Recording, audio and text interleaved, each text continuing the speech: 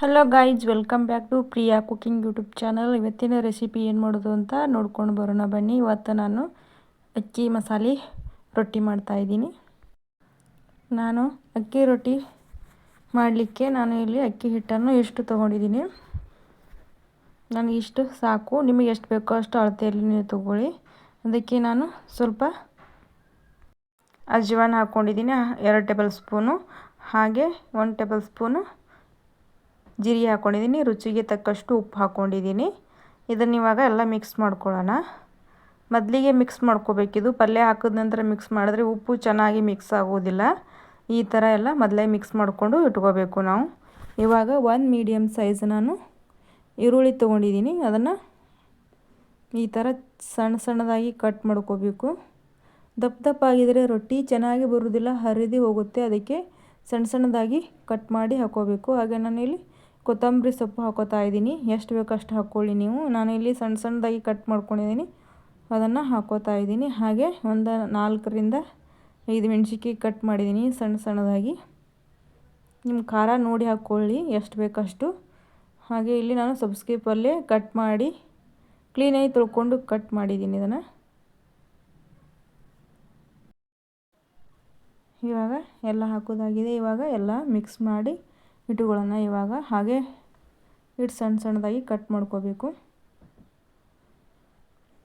ಇದನ್ನೆಲ್ಲ ಮಿಕ್ಸ್ ಮಾಡ್ಕೊಂಡು ಆಮೇಲೆ ನೀರು ಹಾಕ್ಕೋಬೇಕು. ಇವಾಗೇ ನೀರು ಹಾಕ್ಕೊಂಡ್ರೆ ಇದರಲ್ಲಿ ನೀರಿನ ಅಂಶ ಇರೋದ್ರಿಂದ ಬೇಗ ಹಿಟ್ಟು ತೆಳುವಾಗ್ಬಿಡುತ್ತೆ. ಅದಕ್ಕೆ ಅಂದರೆ ಗಟ್ಟಿಯಾಗಿರೋದಲ್ಲ, ಅಳಸಾಗಿಬಿಡುತ್ತೆ. ರೊಟ್ಟಿ ಮಾಡಲಿಕ್ಕೆ ಚೆನ್ನಾಗಿ ಬರೋದಿಲ್ಲ. ಈ ಥರ ಎಲ್ಲ ಮಾಡಿಕೊಂಡು ಹಾಕ್ಕೋಬೇಕು. ಮಿಕ್ಸ್ ಮಾಡಿಕೊಂಡು ಹಾಕ್ಕೋಬೇಕು. ನೋಡಿ, ಎಲ್ಲ ಹಿಟ್ಟನ್ನು ಮಿಕ್ಸ್ ಮಾಡಿ ಈ ಥರ ಮಾಡ್ಕೋಬೇಕು. ಇವಾಗ ನೀರು ಹಾಕ್ಕೊಳ್ಳೋಣ. ನೀವು ಇಲ್ಲಿ ಉಗುರು ಬೆಚ್ಚಗಾದರೂ ಯೂಸ್ ಮಾಡ್ಕೊಳ್ಳಿ ನೀರು, ಇಲ್ಲಾಂದ್ರೆ ಇವು ನಾರ್ಮಲ್ ನೀರಾದರೂ ಯೂಸ್ ಮಾಡ್ಕೊಳ್ಳಿ. ನಾನು ಇಲ್ಲಿ ಕುದಿಸಿ ಇಟ್ಟಿಲ್ಲ ನೀರು, ನಾನು ಬಿಸಿ ನೀರು ಯೂಸ್ ಮಾಡ್ತಾಯಿಲ್ಲ. ಈ ಥರ ತಣ್ಣ ನೀರನ್ನು ಯೂಸ್ ಮಾಡ್ತಾಯಿದ್ದೀನಿ. ಸ್ವಲ್ಪ ಸ್ವಲ್ಪನೇ ಹಾಕ್ಕೊಂಡು ಈ ಥರ ಕಲಿಸ್ಕೋಬೇಕು. ಇವಾಗ ನೋಡಿ ಎಲ್ಲ ಮಿಕ್ಸ್ ಆದಮೇಲೆ ನೀರು ಹಾಕ್ಕೊಂಡು ಕಲಿಸ್ಕೊಂಡಿದ್ದೀನಿ ನಾನು. ಈ ಥರ ನೀರು ಹಾಕೋತಾ ಹಾಗೆ ಕಲಿಸ್ಕೋತಾ ಇರಬೇಕು. ನೀವು ಇದನ್ನು ಮಾರ್ನಿಂಗ್ ಬ್ರೇಕ್ಫಾಸ್ಟ್ ಆದರೂ ಮಾಡ್ಕೋಬೋದು,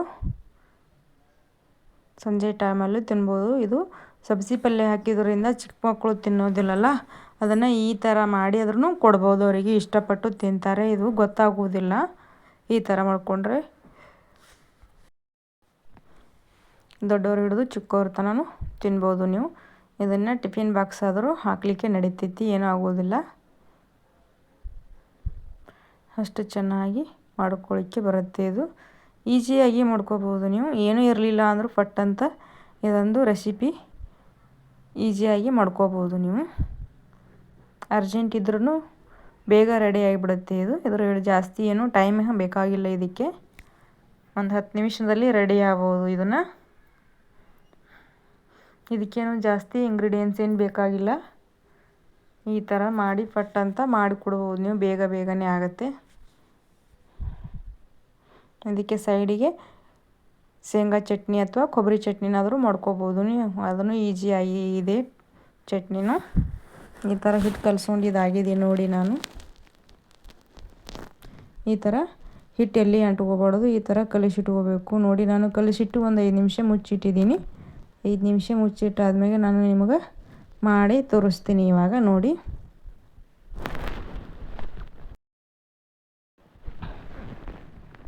ನಾನು ಇಲ್ಲಿ ನೀವು ಬಟರ್ ಪೇಪರ್ ಆದರೂ ಯೂಸ್ ಮಾಡ್ಕೊಳ್ಳಿ, ಹೋಳ್ಗೆ ಮಾಡೋದಾದ್ರೂ ನಡಿತೈತಿ. ಹಾಗೆ ಇದನ್ನು ನಡಿತೈತಿ.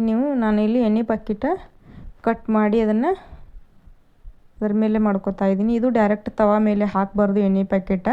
ಇದು ಹಾಕಿದರೆ ಮೆಲ್ಟ್ ಆಗುತ್ತೆ. ಕೈ ಮೇಲೆ ಹಾಕ್ಕೊಂಡು ಹಾಕಬೇಕು. ನಾನು ಸ್ವಲ್ಪ ಸೈಡಿಗೆ ನೀರು ತೊಗೊಂಡಿದ್ದೀನಿ ನೋಡಿ, ಅದನ್ನು ಸ್ವಲ್ಪ ಸ್ವಲ್ಪ ಹಚ್ಕೊಂಡು ರೊಟ್ಟಿ ತಟ್ತಾ ಇದ್ದೀನಿ. ಈ ಥರ ನೀವು ತಟ್ಕೊಳ್ಳಿ. ನೀರು ಹಚ್ಚಲಾರ್ದೆ ತಟ್ಟಿದ್ರೆ ಕೈಗೆಲ್ಲ ಅಂಟುಕೊತ್ತಲ್ಲ, ಅದಕ್ಕೆ ನಾನು ನೀರು ಸ್ವಲ್ಪ ಹಚ್ಕೊಂಡು ತಟ್ಟಿದ್ದೀನಿ ನೋಡಿ. ಇವಾಗ ನಾನು ಕೈಲೇ ತವಾ ಮೇಲೆ ಹಾಕ್ಕೊಂಡಿದ್ದೀನಿ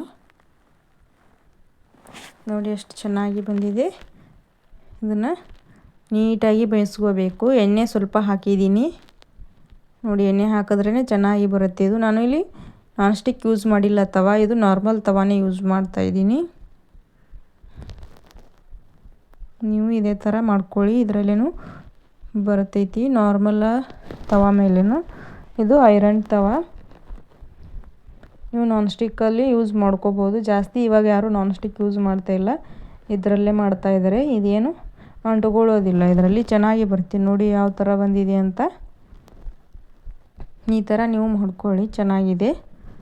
ನಾನು ನಿಮಗೆ ಒಂದು 2-3 ಮಾಡಿ ತೋರಿಸ್ತೀನಿ ಇದೇ ಥರ ನೋಡಿ ಹೇಗಾಗಿದೆ ಅಂತ, ಎಷ್ಟು ಈಸಿಯಾಗಿ ಮಾಡ್ಕೋಬೋದು ಅಂತ.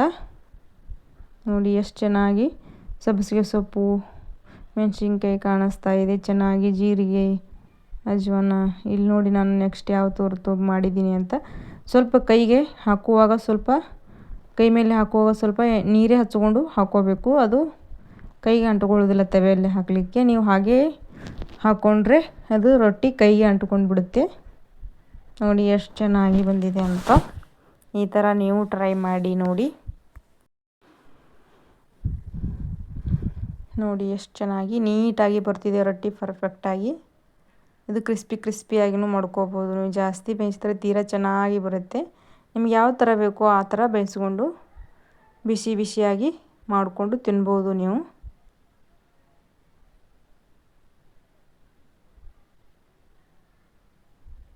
ನೋಡಿ ನಾನು ಮತ್ತೆ ನೆಕ್ಸ್ಟ್ ಇನ್ನೊಂದು ರೊಟ್ಟಿ ಮಾಡಿದ್ದೀನಿ ನೋಡಿ ಇವಾಗ, ಅದೇ ಥರದ್ದು ಎಷ್ಟು ಚೆನ್ನಾಗಿ ಬಂದಿದೆ ನೋಡಿ.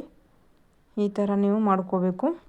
ವಿಡಿಯೋ ಇಷ್ಟ ಆದರೆ ಲೈಕ್ ಮಾಡಿ, ಶೇರ್ ಮಾಡಿ. ಹಾಗೆ ಹೊಸದಾಗಿ ನೋಡೋರು ನನ್ನ ಚಾನಲ್ನ ಸಬ್ಸ್ಕ್ರೈಬ್ ಮಾಡ್ಕೊಳ್ಳಿ. ಹಾಗೆ ಪಕ್ಕದಲ್ಲಿರುವ ಬೆಲ್ ಐಕನನ್ನು ಒತ್ತಿ, ನಿಮಗೆ ನಾನು ವಿಡಿಯೋ ಹಾಕಿದ ಫಸ್ಟ್ ನಿಮಗೆ ಬರುತ್ತೆ. ನೀವು ಯಾವ ರೆಸಿಪಿ ಬೇಕಾದರೂ ಕಮೆಂಟ್ ಮಾಡಿ ತೋರಿಸ್ತೀನಿ. ನೀವು ಈ ರೆಸಿಪಿನ ಟ್ರೈ ಮಾಡಿ.